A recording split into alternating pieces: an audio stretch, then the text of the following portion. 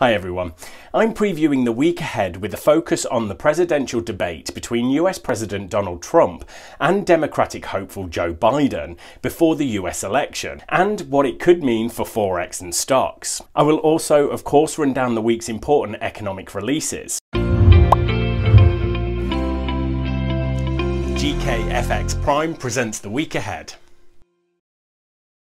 Did you know that the first presidential debate was in 1960 between John F. Kennedy and Richard Nixon, but they didn't become a regular event until after 1976? Funnily enough, in the first debate in 1976, a sound problem rather awkwardly left both candidates standing at the podium in silence for nearly half an hour while technicians tried to fix it. I guess neither one wanted to be the first to sit down. If you feel a little more informed on US presidential TV debates, please click the like button, as it really helps to spread the word about these videos. So it's a slow start on Monday, but then we have Japanese and German inflation data on Tuesday, followed by retail sales in Japan, which is expected to see a big drop-off in August. Wednesday evening, 9 PM Eastern Time, is the US presidential debate, but before that, we have a series of PMI data from China and German retail sales, and unemployment data as well as ADP payrolls. Next, we have the Tankan Index in Japan, followed by September's ISM manufacturing PMI. Then the big one for our first Friday of the month, it's of course US non-farm payrolls. Before we talk about the debate specifically,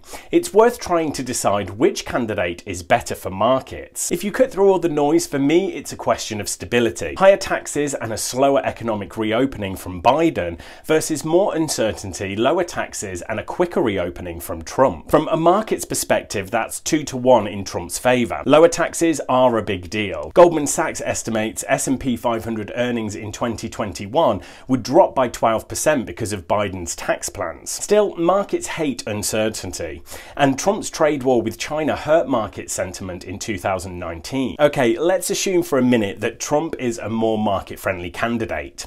That's fine, but keeping in mind one of the sources of uncertainty in markets right now is the possibility of a delayed result because of the postal voting. The polls right now point to a Biden election victory. If Trump wins the debate, that should tighten the polls, which makes an uncertain election result more likely. Now, who will win the debate? Well, according to a polling after the 2016 debates, President Trump lost 2% while Hillary Clinton gained 2%. So if that's any guide, Trump may be a slow starter in presidential debates. What's specifically different about this situation is that Biden has not made many public appearances since the pandemic started. That is tactical. Trump is such a Marmite candidate. You either love him or you hate him.